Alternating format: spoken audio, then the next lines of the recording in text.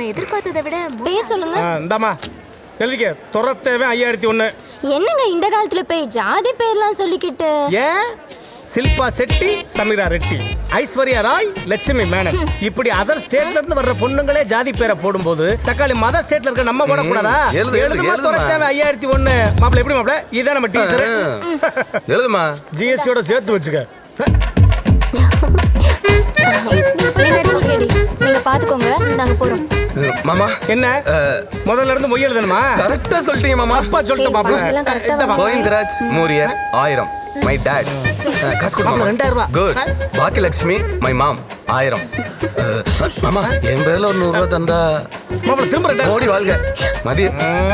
மதியழகன் மூரியர் it's me. ஞாபகம் வச்சுக்கோங்க, மறந்துடாதீங்க.